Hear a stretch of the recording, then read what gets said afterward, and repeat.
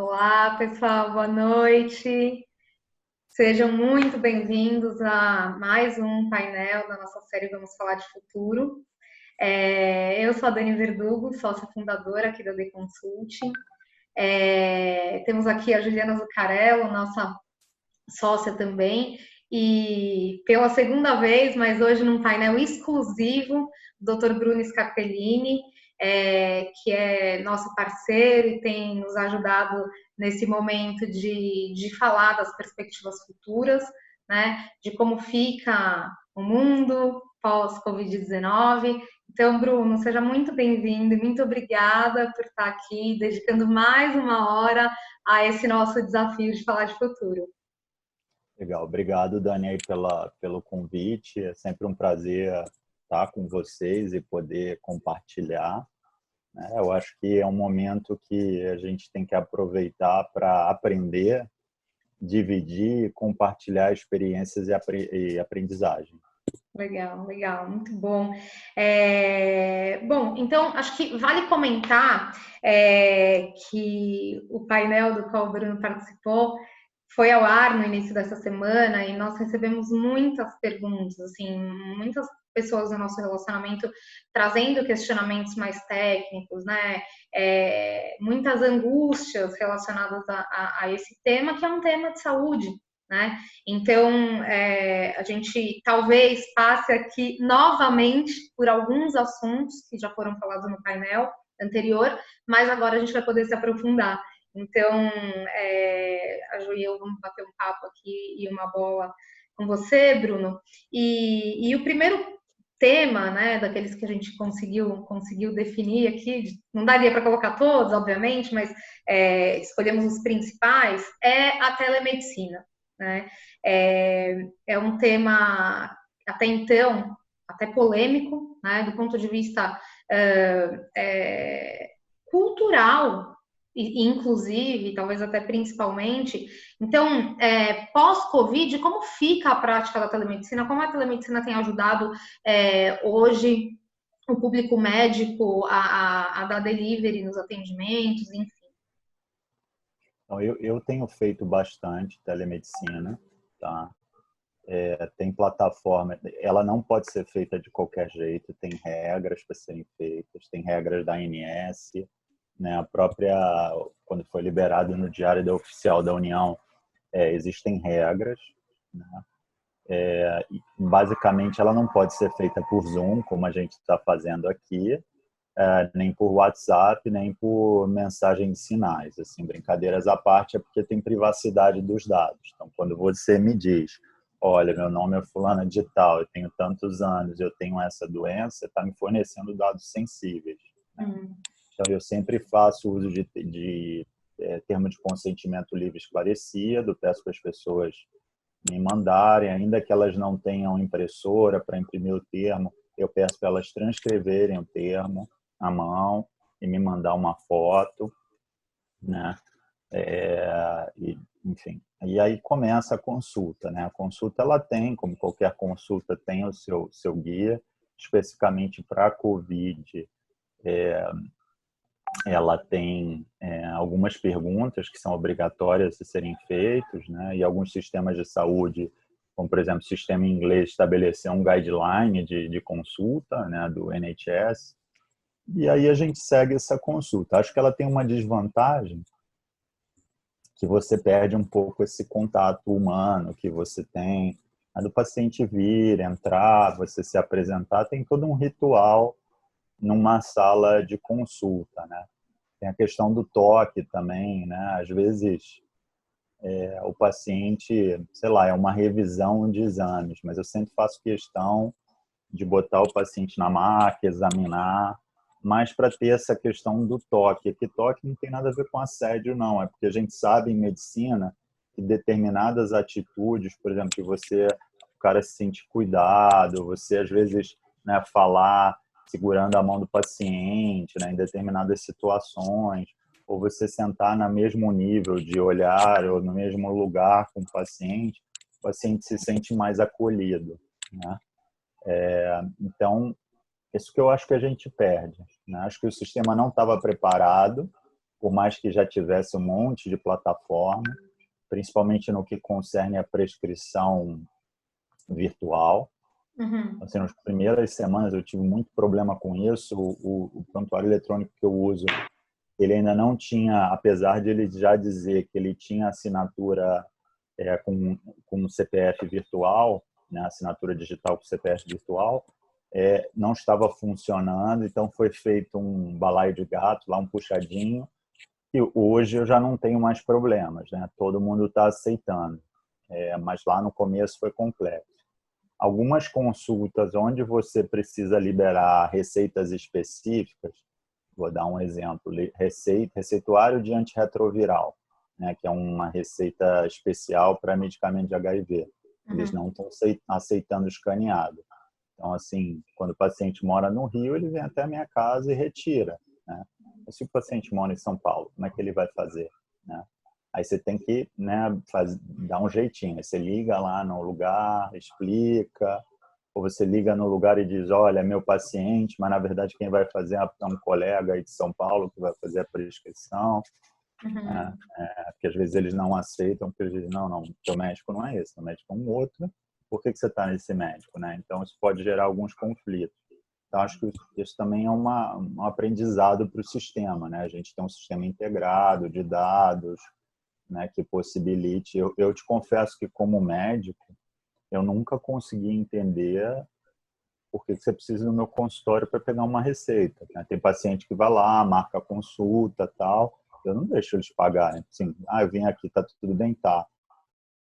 Você quer consulta? Não, quero só receita. Não precisa pagar a consulta, entendeu? Não, né? Quer fazer uma gentileza, vamos tomar um café lá fora daqui a pouco, mas precisa me pagar uma consulta por causa de uma receita. Isso não existe, entendeu? Então, assim, isso não faz parte do ato médico. O ato médico significa você ouvir, examinar, diagnosticar e avaliar exames e tratar, né?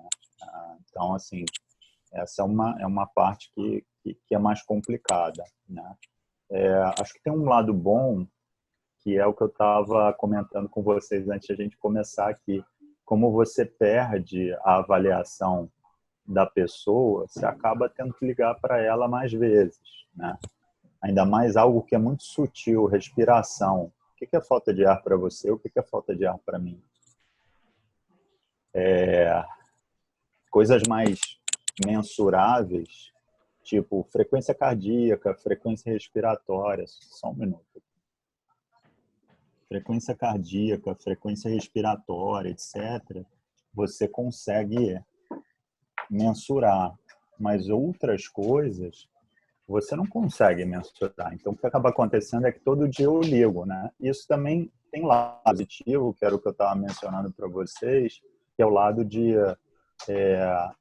a pessoa se sentir acolhida, né? Mas como está todo mundo em casa, o pessoal quer bater papo, né? Então, assim, vira uma mistura de médico com psicólogo, com amigo, né? Ou Quase seja, vocês não só estão praticando telemedicina, como estão adaptando, né? Exatamente. Tem umas vantagens também, né? Às vezes, quando a pessoa é conhecida, um paciente conhecido, às vezes eu faço até deitado da cama, pode, assim, computador. Peraí, só um minutinho. O que você quer, filho?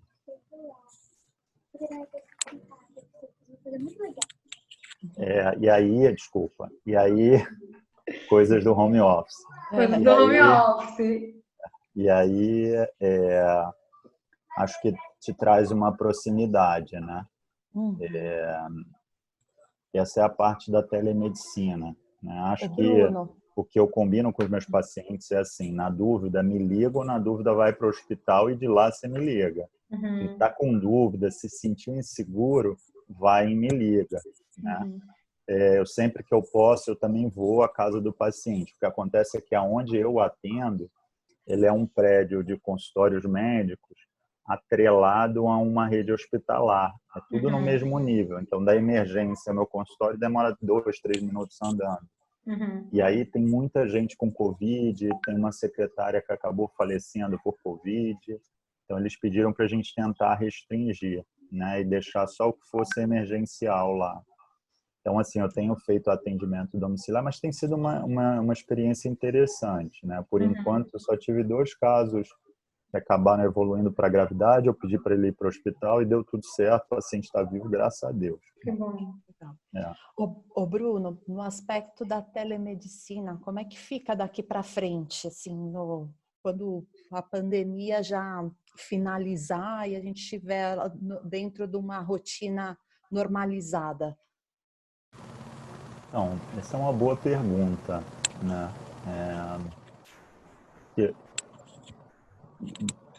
Assim, você pensar uma consulta médica, ela tem 3 pessoas, né? Eu, o médico, a médica, assim como teria um psicólogo, um nutricionista, etc. Uhum.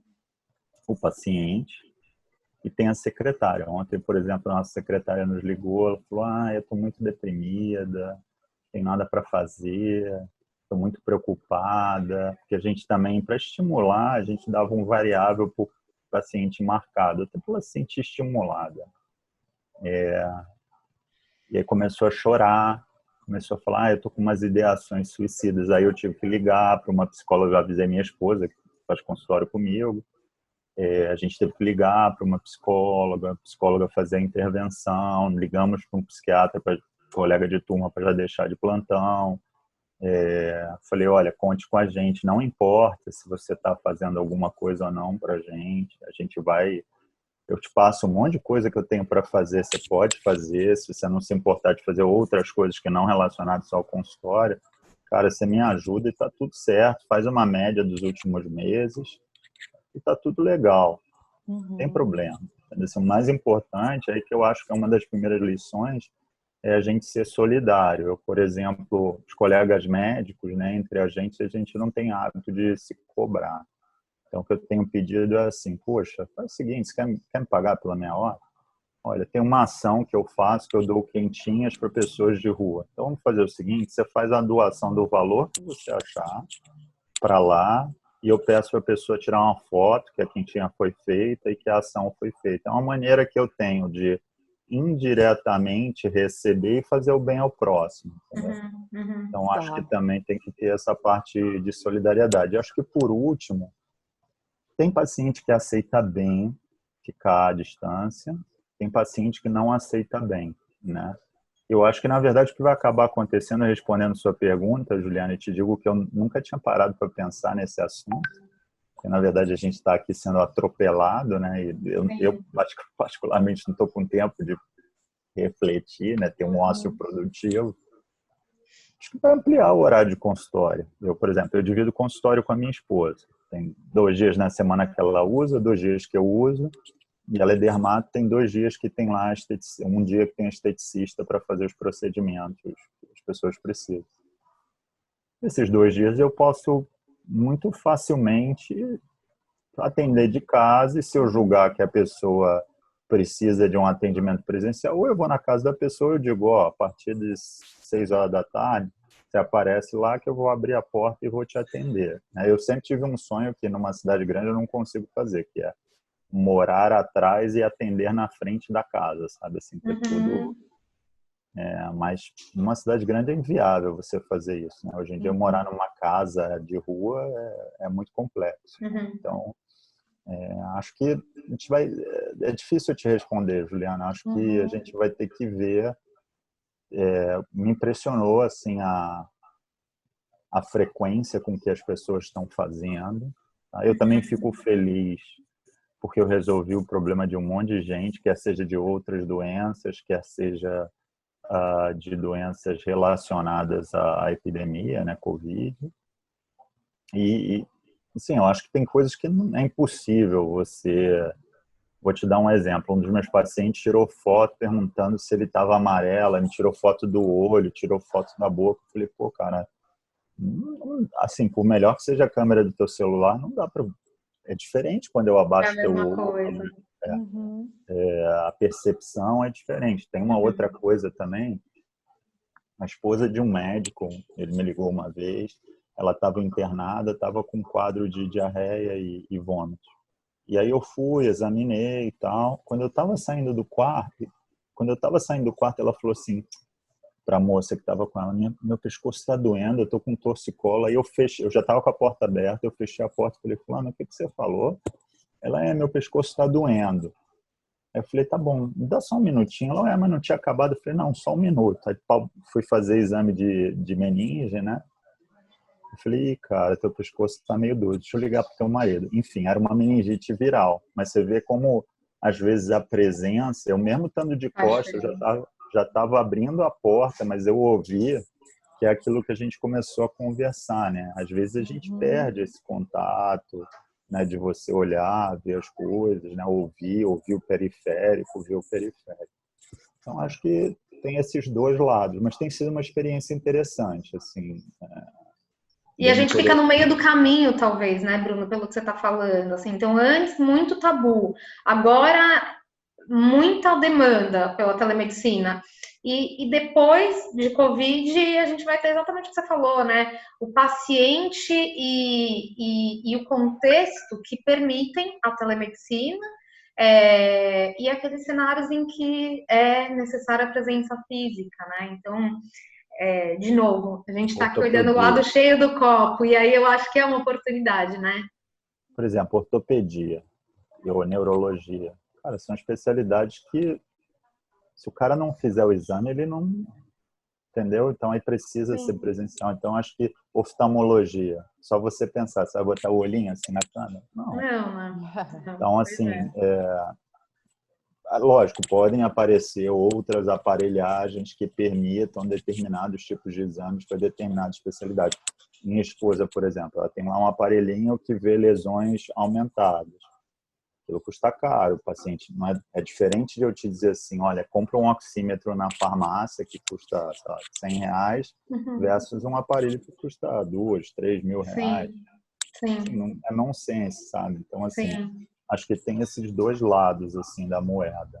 Mas eu Legal. acho que também tem uma coisa boa, que aí a gente, né, já pode fazer um gancho para o próximo assunto, é assim, se alivia o sistema de saúde.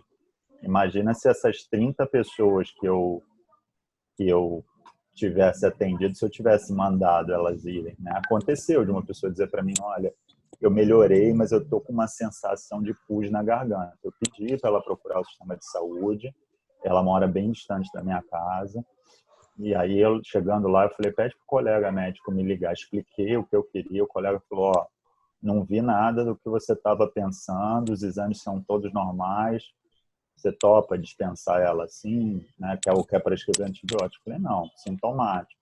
Então, assim, eu acho que tem que ter bom senso também, sabe? Na dúvida, pro réu, cara. Na dúvida, Uhum, sabe, você peca pelo excesso. uhum, uhum. Legal, legal, Bruno. E bem sinalizado aí o gancho, porque a gente tem ouvido muito sobre essa questão da pressão no sistema de saúde, seja ele público ou privado. É, e tá claro, né, no mundo que o sistema não estava preparado para o que a gente está vivendo, sem precedentes, mas enfim, essa situação demonstra diversas fragilidades. Né? Na sua opinião, o legado que Covid-19 deixa nesse sentido é importante? Ou seja, como é que ficam os sistemas de saúde pós-pandemia? Mais leitos de UTI? Não. Hospitais de campanha que podem se tornar hospitais para o futuro? Na sua leitura e no meio médico, como é que é o cenário pós-Covid para o sistema de saúde? Eu acho que a gente tem uma série de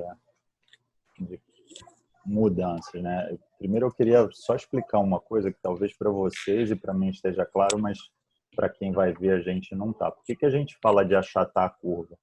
Basicamente, é igual um caminhão quando ele vai entrar num túnel.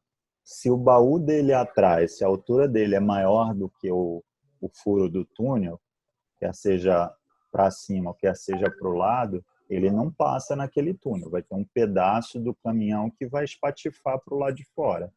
Isso é o que a gente fala sobre achatar a curva e colapso do sistema de saúde. O que é? O sistema de saúde tem lugar para 8, mas chegaram 12. 4 vão ficar de fora. Né? Então, por isso que a gente insiste sobre as medidas de isolamento social. Né? Então, essa é a primeira coisa.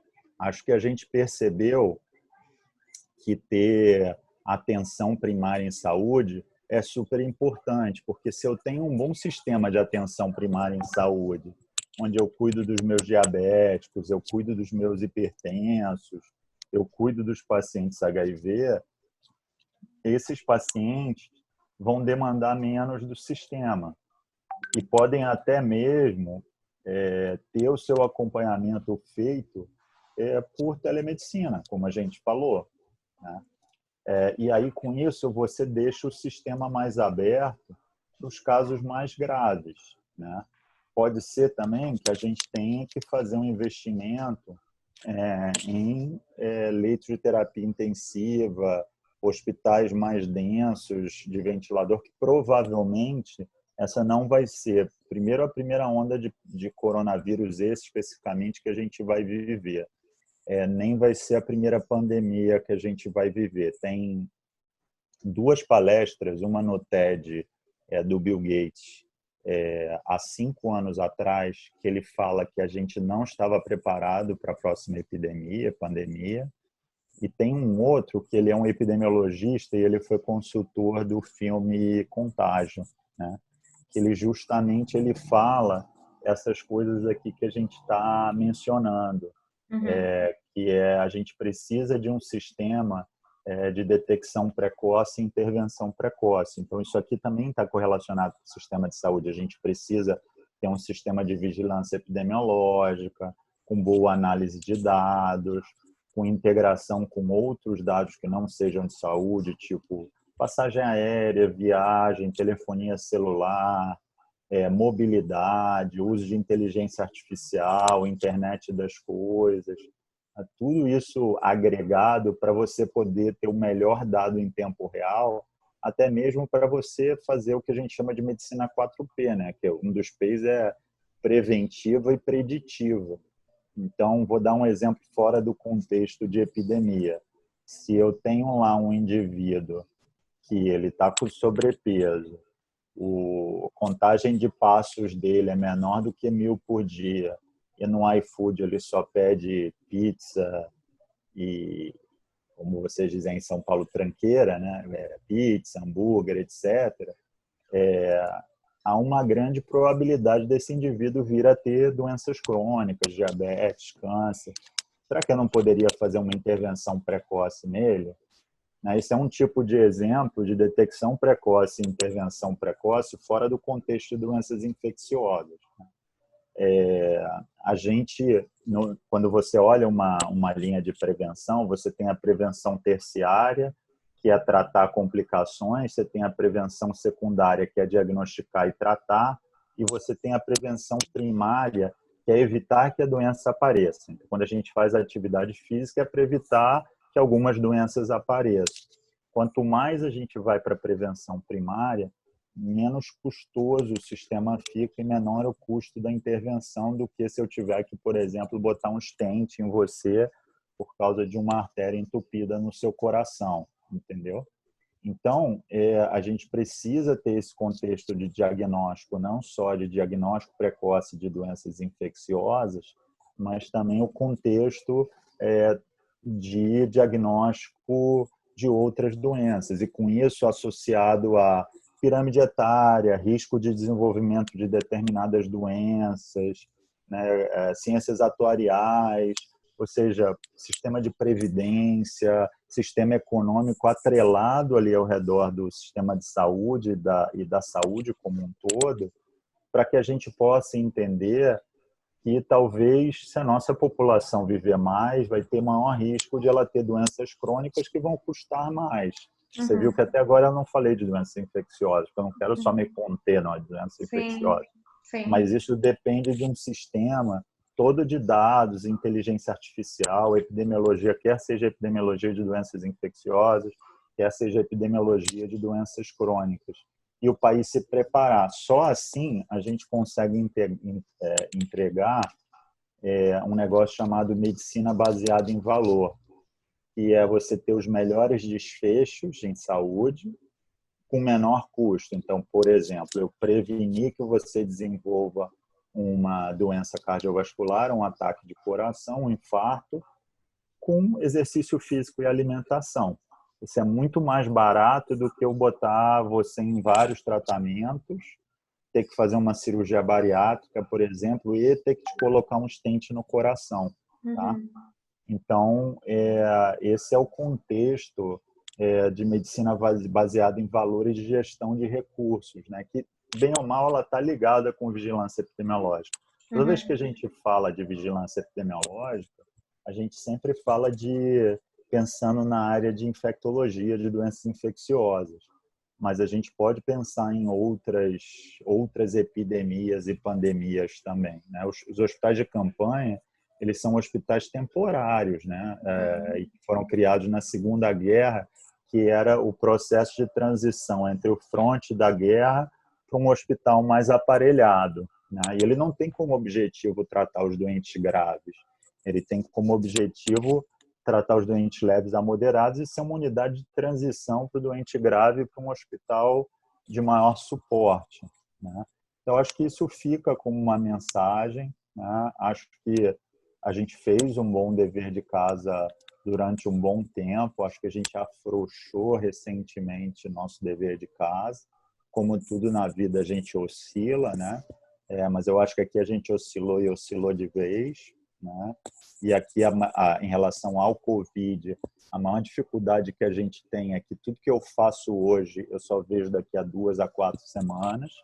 Então, se hoje eu estou frouxo no meu isolamento, ou seja, estou pouco aderente, eu só vou ver o impacto disso daqui a 2 a 4 semanas, né?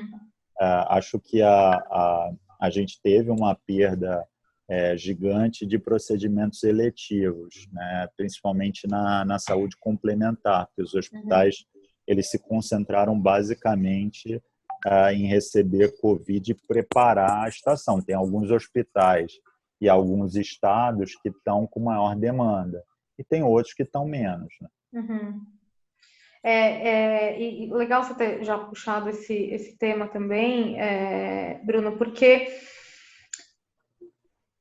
conversando aqui, né, preparando esse painel, a Ju e eu falávamos, poxa, será que vai haver pós-Covid um boom de procedimentos eletivos, estéticos até, enfim, várias pessoas que a gente conversa falam, não vou agora ao hospital, eu tinha uma cirurgia marcada, eu vou remarcar, tá engavetado esse projeto estético, né, esse procedimento estético. Você acredita que vai haver um boom ou você acredita que isso não vai acontecer devido ao receio das pessoas de estar num ambiente hospitalar? Então, boa pergunta, né? Eu acho que a gente vai ter um boom que é anterior a esse, que já, na verdade, ele já está acontecendo, que é um boom de saúde mental, que ele, na verdade, já era anterior à Covid, né? A gente já sabia que 40% dos brasileiros se queixavam de ansiedade ou depressão. Acho que vai ter um boom de estética, né? Eu sei porque minha esposa é dermato, eu tenho colegas cirurgiões plásticos, que eles já estão fazendo avaliações, principalmente os cirurgiões, né? Lógico que tem algumas brincadeiras de que você usa máscara, vai ficar com a orelha um pouquinho mais virada para frente, então vai ter cirurgia para a orelha, brincadeiras à parte. Eu acho que provavelmente vai ter um boom, né? E assim, boa parte dos hospitais, né, privados, eles têm renda oriunda de procedimentos cirúrgicos, né? As maiores rendas dos hospitais privados, às vezes, são de procedimentos cirúrgicos. Sim. Então, isso também cria um problema no hospital privado, porque cria um desequilíbrio dentro do sistema, porque você tem que jogar todos os aportes, todos os recursos numa direção e tirar outros recursos, né? Então, isso cria também um certo problema no sistema de saúde. Acho que vai ter um boom muito grande depois de busca de cirurgia estética, até porque é um momento, caso a pessoa esteja estável mentalmente, ela pode se preparar, ela tem tempo para se preparar mentalmente, ela tem tempo para se planejar, ela tem tempo para deixar tudo redondo para quando começar ela poder fazer o procedimento. Se a pessoa vai frequentar ou não o hospital, essa é uma dúvida que eu tenho também, assim como eu não sei se as pessoas vão voltar a frequentar grandes shows, supermercados, shopping centers, não sei. Te confesso que não sei. Fico imaginando compras de Natal num shopping aí em São Paulo ou aqui no Rio. Uhum. Eu não consigo visualizar isso, né? Talvez porque eu ainda esteja muito envolvido com a epidemia. Mas pode Sim. ser que ao longo do tempo a gente consiga ver isso com um diferente prisma, né? Uhum.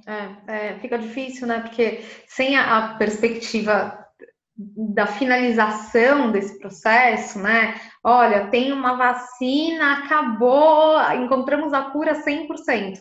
A gente não tem essa visibilidade e fica difícil se enxergar nesse tipo de situação, né? Mas eu ainda queria voltar no ponto que você trouxe de saúde mental. Bruno, obviamente, essa epidemia que já vinha acontecendo se ganha muita força agora e pós-pandemia deve piorar, né, na maior parte dos casos. E aqueles que não tinham desenvolverem nesse momento de isolamento, de empregabilidade, enfim, tudo aquilo que a gente já está vendo, os problemas indiretos, né, que são muito, muito grandes também. Você acredita que vai haver um crescimento relevante de doenças mentais pós-pandemia? Eu acho que ele já está ocorrendo, né? Ninguém foi preparado para viver o que a gente está vivendo, né? E as pessoas, muitas vezes, elas usam o trabalho como válvula de escape para uma situação ou que são delas, ou que é da família, né? E aí, quando você fica muito tempo num lugar que você não tem socialização a não ser com a sua família, é só você pensar no escritório, o que a gente faz? A gente toma café, bate papo com os amigos, além de trabalhar, né? Obviamente. Uhum. Depois tem um happy hour, às vezes almoço, né? Às vezes café da manhã. Então, assim, o indivíduo fica muito confinado em casa, né? Tem muita gente que é dependente de atividade física de alto impacto, de alta intensidade, para aliviar energia, aliviar a ansiedade. Então, assim, às vezes o indivíduo dentro do ambiente da casa dele, se ele não tiver 100% azeitado, ou se ele não tiver 100% mentalmente, isso pode desandar, né? A gente tem visto já alguns casos de suicídio acontecendo, infelizmente, muito complicado, né? E aí eu acho que também gera um ponto, Dani, que eu acho que as pessoas têm que entender que a gente é mente, corpo e espírito. E quando eu quero dizer mente, corpo e espírito, é assim, a gente tem que trabalhar uma espiritualidade de algum jeito. Eu não estou discutindo dogma aqui, não. Nem religião. Eu sou católico, eu posso falar aqui tranquilamente com vocês, frequento terço, etc. Mas eu acho que a gente tem que trabalhar uma fé, se você tiver uma fé, tá? Essa é uma das perguntas que eu sempre faço para meus pacientes no consultório, bem no final, né? Meu consultório, assim, minha esposa é bem fã de Maria, então tem lá uma imagem de Maria, então assim, não dá nem para mentir ou dizer que eu sou, não sou, não. É bem evidente. E aí eu sempre pergunto, você tem alguma fé? Eu falei, ó, já ficou bem claro aqui que eu sou católico, né? Mas você tem alguma fé? Se sim, cara, trabalha isso, né? Desenvolva isso. Isso eu acho que é uma mensagem até para o meio corporativo, né? Às vezes a pessoa fica focada em performance, mas ela esquece que tem outras coisas, quer seja na vida dela, quer seja na vida ali social da empresa, né? Isso vale para o médico também. Às vezes o que acontece? O médico está ali focado 12 horas, dando um plantão, trabalhando, numa intensidade que uma pandemia demanda, não só física, mas mental e emocional. Dependendo do estágio que tiver, você ainda tem que fazer aquelas escolhas de Sofia, né? Ah, não tem respirador, né? O que eu vou fazer? Cara, isso é horrível. Assim, Isso já aconteceu comigo, de você dizer, só estou eu aqui, tem 3 caras parando. E aí, o que eu faço? Né? É uma decisão horrorosa. E assim, por mais que as pessoas pensem que a gente se acha, a gente é Deus, cara, eu sou ser humano. Cara, eu quero... Por mim, estava todo mundo vivo. Se eu pudesse salvar a vida de todo mundo, ter lá uma pílula mágica. E aí é muito difícil para a gente, né? Então, eu acho que logo depois, eu acho que vai ter bastante. Né? Acho que ali os primeiros 6 meses, é só você pensar quanto tempo demora para tratar uma depressão, uma ansiedade, às vezes 6 meses a 1 ano. Então, ali logo depois, independente de quando seja esse depois, ou como seja, né? Se for uma vacina, uma cura, ou que realmente acabou, eu acho que a gente vai ter 6 a 12 meses ali pesados, cara. Que, na verdade, já era anterior, é que isso virou a cereja do bolo, entendeu? Sim, sim. A gente conversa com psicólogos, temos, né, o Mind Support para os nossos clientes, e assim, é impressionante como a demanda desses profissionais aumentou, e talvez até pela questão do remoto, né? Pela questão do remoto, muitas pessoas que até queriam fazer um processo terapêutico não faziam. Então, de novo, olhando o lado positivo e as oportunidades que essa pandemia tem trazido, nós temos percebido também, no meio da busca aí, pelo cuidado psicológico, muitos profissionais de RH são psicólogos, então a gente vê eles com agenda lotada, enfim, o que é o lado bom, né, desse contexto. Eu queria só adicionar uma coisa do trabalho de remoto. Como eu falei para vocês, eu tenho uma experiência. Tem que ter rotina, você tem que ter muita disciplina. Vou dar um exemplo. Você pode passar o resto do dia de pijama. Isso já aconteceu comigo, porque eu precisava entregar uma coisa e sentei de manhã. Quando deu 5 horas da tarde, eu estava do jeito que eu acordei, de pijama. Eu acho que eu não tinha nem comido ainda, entendeu? Então, assim, é muito complicado. Então, tem que ter uma certa disciplina, tem que ter um certo cuidado, né? Tem que ter um nível de concentração diferente. Vocês viram, minha filha entrou aqui, eu fui interrompido, né? E aí a gente é interpelado várias vezes. Tem a história do Jaque, já que você está em casa, vai ali e compra um leite para mim, né? Né? Tem que cuidado mesmo. Eu tenho um hábito que eu detesto, mesmo quando eu tinha as minhas salas no escritório, eu detesto trabalhar de porta fechada, eu acho isso agressivo, sabe? A não ser assim, vou falar alguma coisa extremamente sensível para o grupo ou para mim, vou fechar a porta. Mas assim, você vê, eu deixo a porta da minha casa aberta aqui, minha filha entra e sai, né? Já tem fatos cômicos, minha filha já começou a falar no meio de uma conferência global, blá, blá, blá, blá, blá, blá, blá, blá, blá. Tem coisas engraçadas também que acontecem, né? Hoje A gente tem se deparado muito com isso. Hoje estava rolando no WhatsApp um cara que tinha botado aqui como se eu estivesse aqui assim com você, e na verdade era uma foto, e de repente a foto cai e o cara tá lá atrás lendo um livro, né? Então, assim, tem umas coisas engraçadas, né?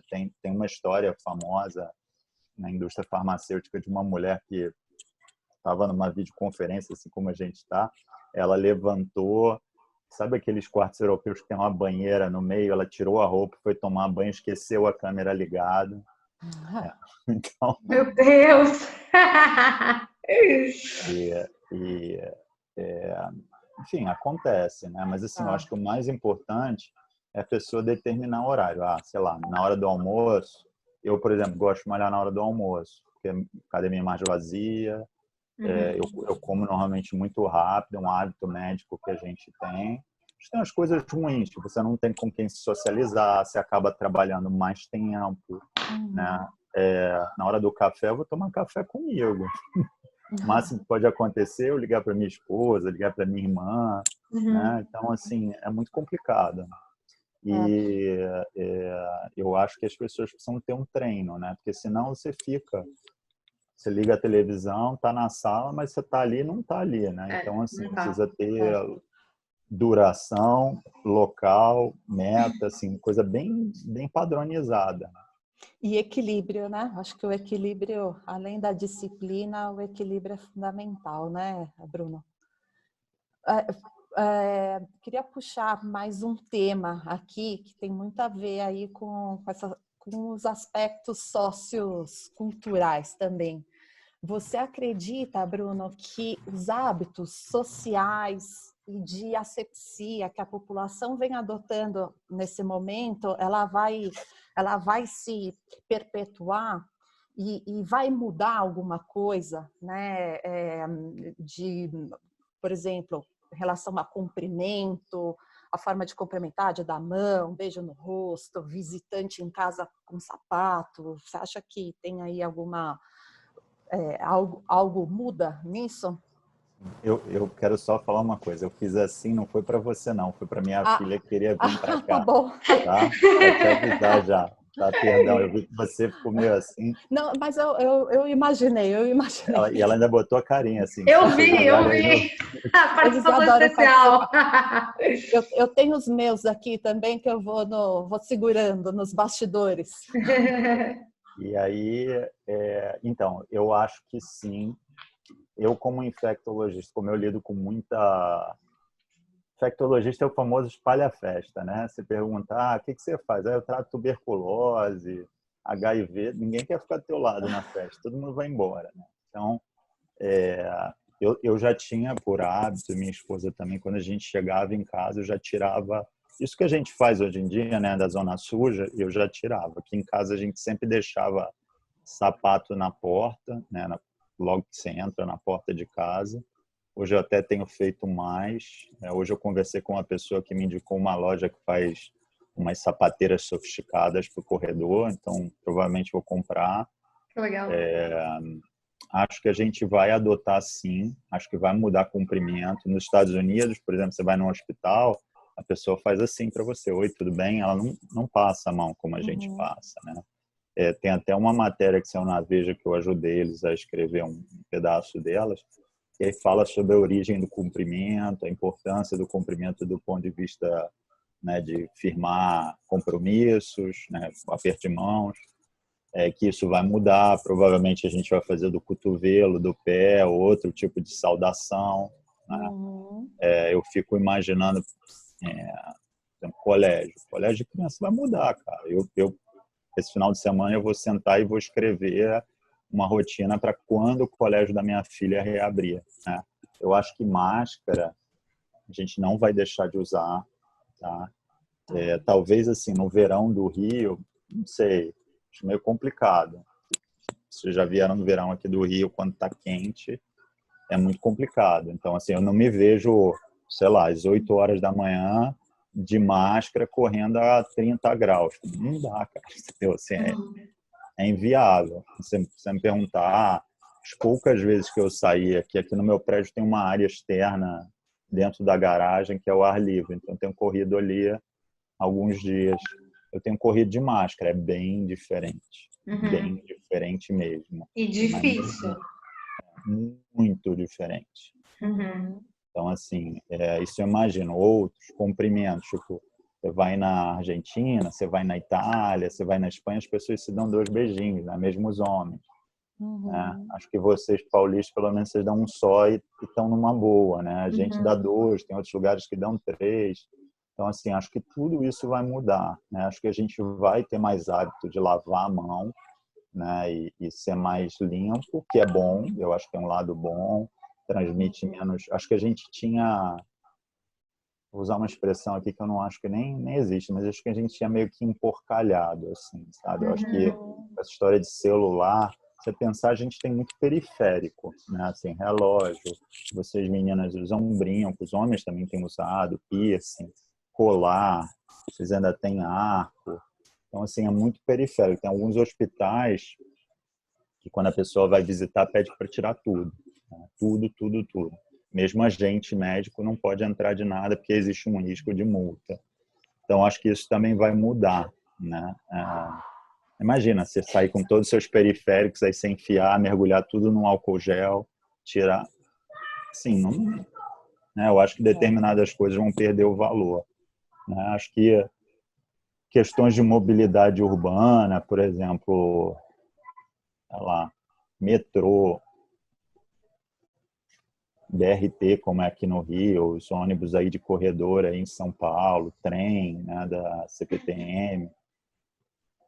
Assim, não sei, eu não consigo, sei lá, lotada, e como vocês têm aqui em São Paulo, aqui é a van, cara, eu não consigo ver. Assim, você pega um frescão do aeroporto para cá, ele vem lotado e gelado, tipo, ambiente propício, sem uma janela aberta, ambiente propício para propagação de doença, né? Sim. Sim, mesmo sendo infecto, eu continuo frequentando esses lugares, não mudo minha vida por causa disso. Dinheiro. Será que a gente vai continuar pagando em dinheiro, já que passa muita coisa por ali, né? Eu até puxei o tema de mobilidade urbana, por quê? Porque tem umas associações mostrando que o coronavírus, assim como ele foi encontrado hoje no esgoto aqui do Rio, que a gente já sabia que ele era eliminado pelas fezes, ele foi encontrado em partículas de poluente em Bérgamo, ali do lado de Milão, que é uma cidade industrial. Então a gente não sabe se é causa ou consequência, ou seja, será que ele grudou porque tinha muita partícula, ou será que a partícula é um veículo da infecção? Ou seja, quem é que veio primeiro, o ovo ou a galinha, né? Se a gente descobrir, por acaso, que os lugares mais poluídos tinham maior número de casos, acabou o petróleo, cara. Assim, acabou o carro, né? Vai todo mundo andar que nem anda na Holanda, de bicicleta, de transporte alternativo, ou vai ser o grande boom de carro elétrico, principalmente aqui no Brasil, né? E ter poço de petróleo, a Arábia Saudita vai à falência, porque, assim, se ela vive disso, não vai ter mais função, né? Já estava preocupante por causa do plástico e ainda por causa disso, né? Então acho que a gente vai sim se tornar mais higiênico, o que é bom. Aí eu posso te dizer, eu fiz algumas orientações para shopping center. Pô, o sistema de buffet quase que virou um negócio de bebezinho pequeno, aquele de bebê prematuro. Então, assim, basicamente você se serve quase que, né, utilizando um sistema de acrílico. Então, eu não consegui imaginar a minha experiência do cliente, eu com você ir almoçar, ficar ali falando, cuspir na comida, né, que bem ou mal a gente está falando e está caindo ali.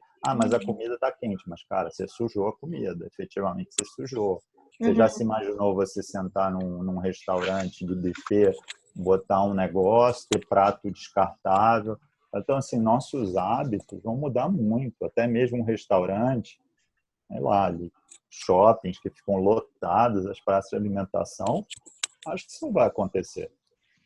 E você sabe que a questão da mobilidade urbana, a gente viu, né, Bruno, assim, nos últimos 5 anos, um grande movimento, grandes empresas, super capitalizadas, inclusive, focadas nisso, né? Então, ficou cool andar de transporte público, os patinetes, o compartilhamento, a carona, que agora, né, quer dizer, até Covid estava tão em alta, as pessoas buscando realmente essa questão do compartilhamento, não ter o meu próprio carro, mas compartilhar, alugar, enfim, aquela modalidade em grupo do aplicativo de transporte, né? Então, assim, com várias pessoas que não se conhecem dentro do mesmo veículo.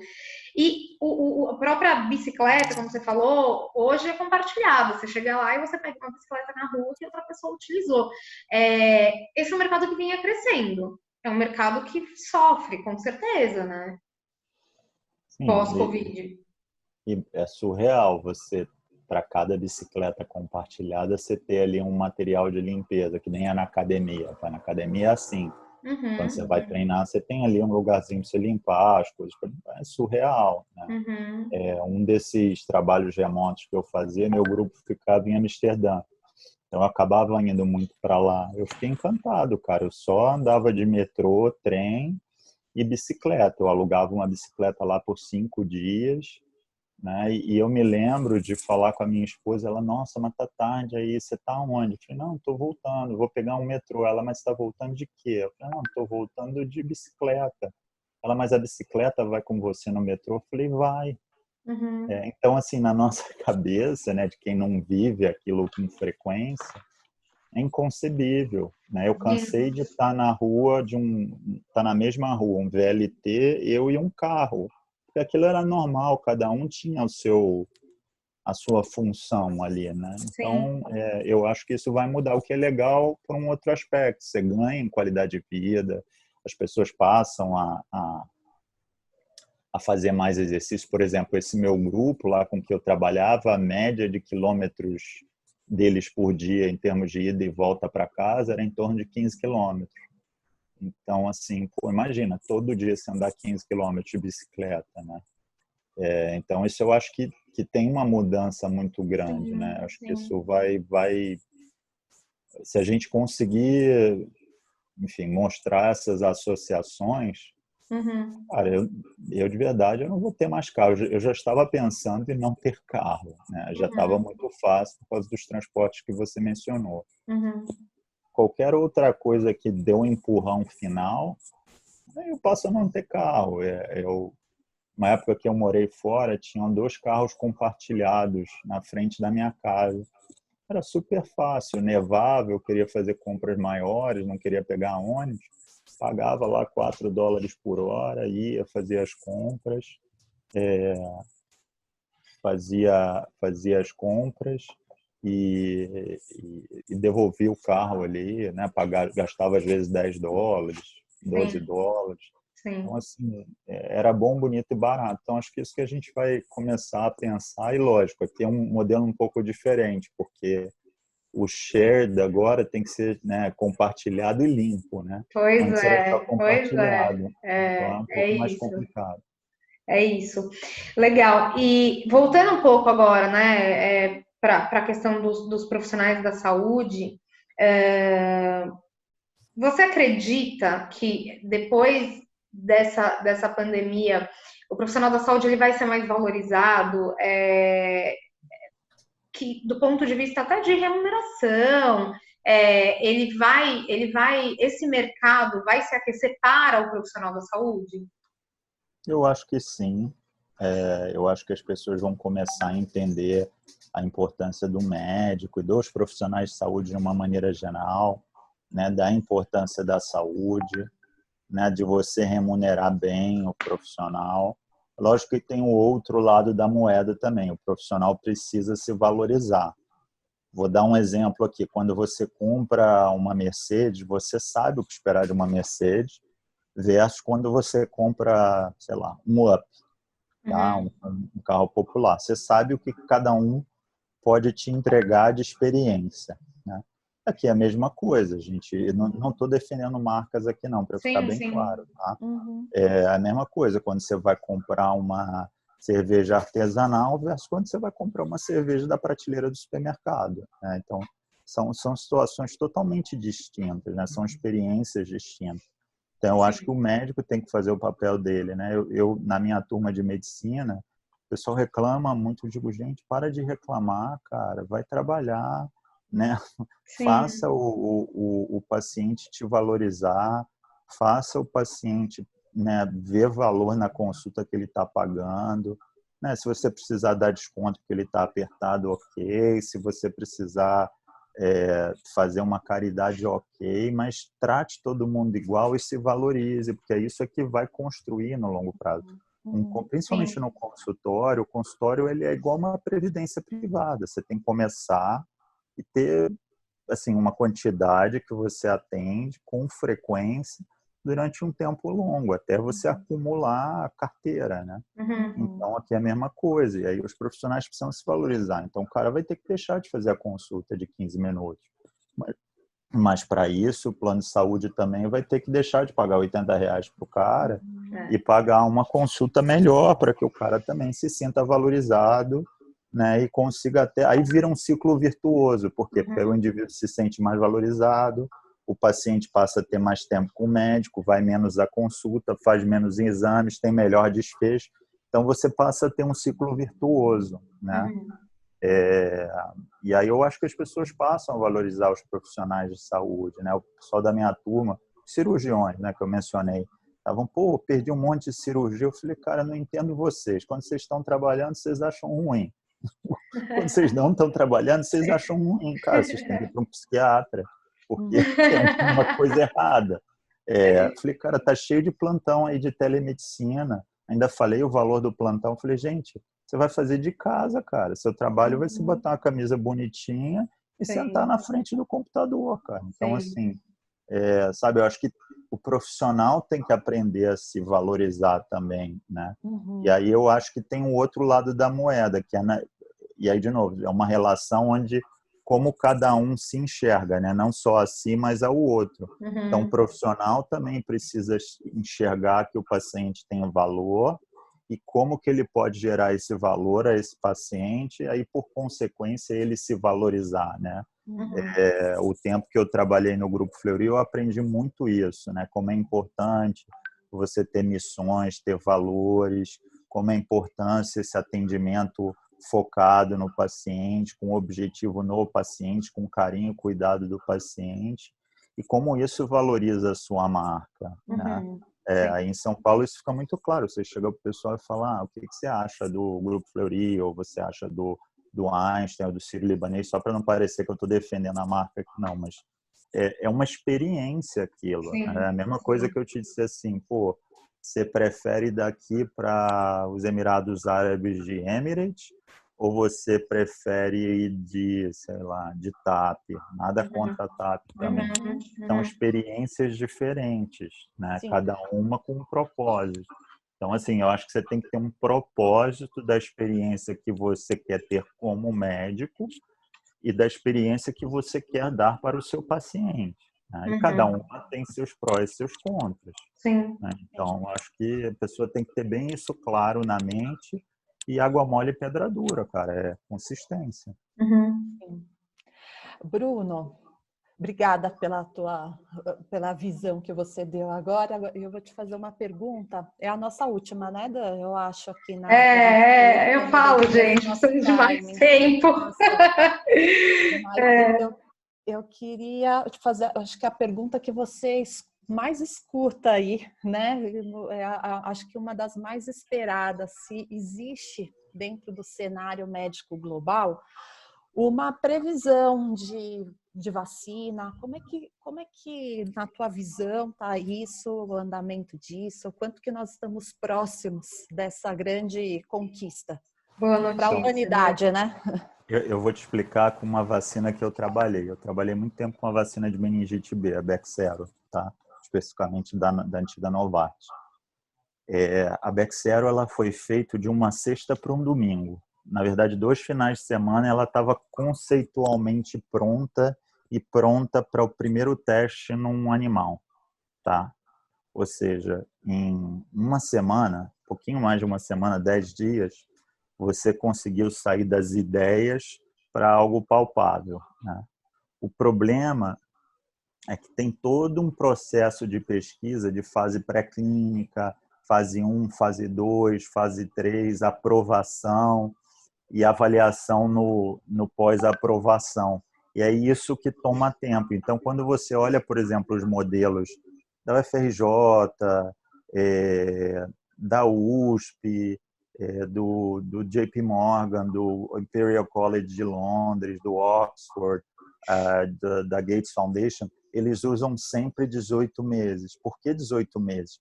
Porque é o tempo mínimo que a gente acredita que uma vacina sai do conceito até ela ser aplicada sob livre demanda, já aprovada no mercado, né?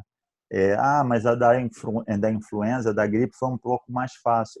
Porque você já tinha uma plataforma de vacina de gripe pronta. Então, era só pegar aquele subtipo, plugar ali, isso acelerava muito. Aqui a gente tem que começar do zero, né?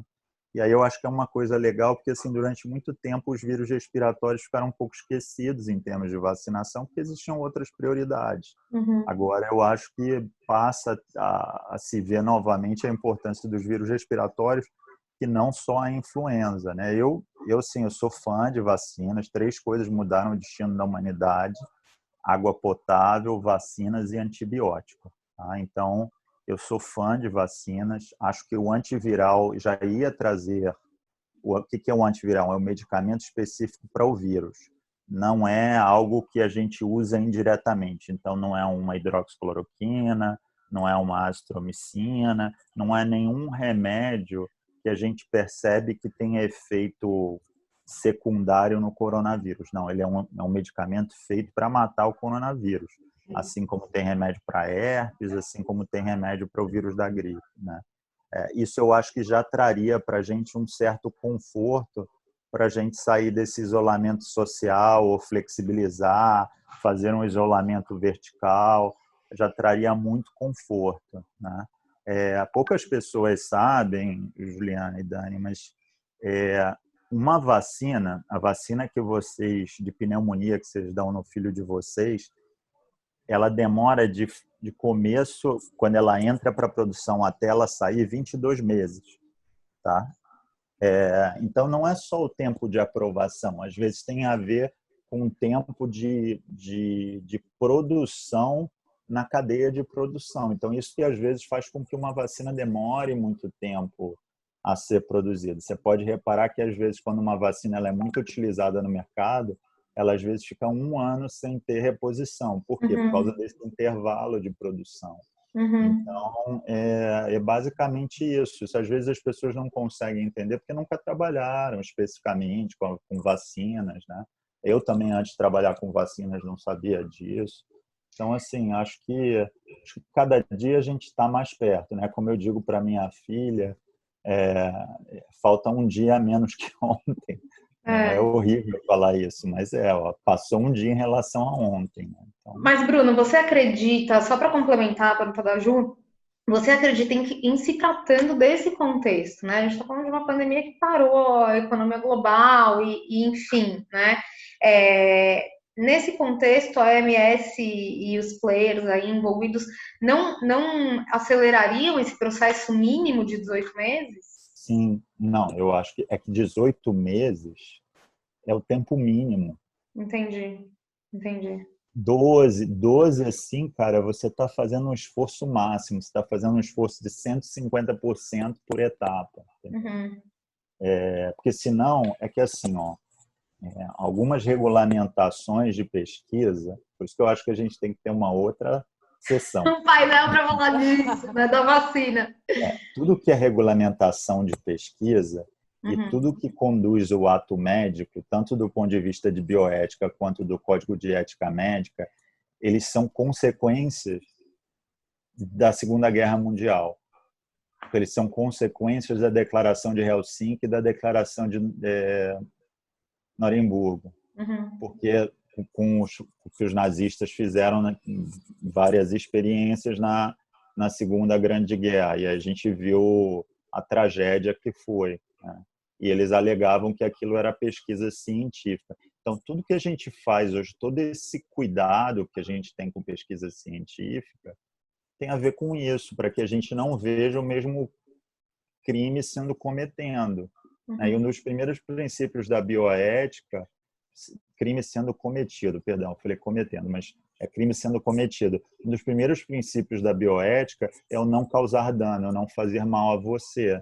Então, se eu tenho um medicamento que eu não sei se ele é efetivo e eu não sei se ele é seguro, eu não posso dizer que eu não estou causando dano em você, entendeu? Então, assim, são princípios. Isso deu muito problema nos grupos de WhatsApp. Alguns eu até tomei uns cartões vermelhos aí durante umas semanas.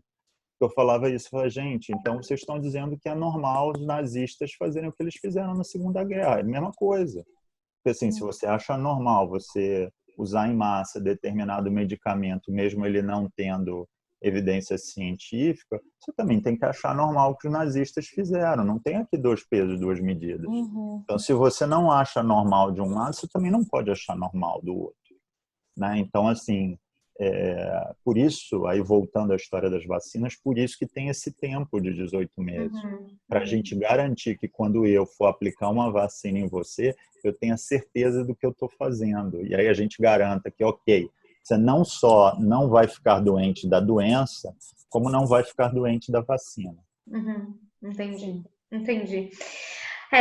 Bom, chegamos ao final desse painel, que, como eu disse no início, tinha, sei lá, pelo menos o triplo de perguntas que a gente conseguiu trazer, mas, mais uma vez, Bruno, contribuiu muito para esse nosso movimento de pensar o mundo pós-Covid, né? Como é que ficam as coisas e como é que fica a vida, qual é o novo normal. Então, eu quero muito te agradecer mais uma vez pela sua participação, disponibilidade nessa agenda que está tão apertada, e dizer que, poxa, o canal está aberto sempre que você tiver a disponibilidade e o interesse de conversar com a gente. Quando a gente tiver notícias sobre a vacina, um tratamento efetivo de Covid, quero deixar aqui o convite já feito, tá? Para a gente fazer um bate-papo e dar boas notícias. Então, eu quero muito te agradecer de novo e dizer que é um prazer para a The Consulting, é um prazer para a gente ter você como nosso parceiro. Igualmente, o prazer foi meu e conte sempre comigo. E parabéns aí pelo trabalho que vocês fazem. Obrigada, Bruno. Muito obrigada, Bruno. Obrigado Obrigada, a vocês, Dani. gente. Um Tchau. abraço, gente. Boa noite. Tchau, tchau.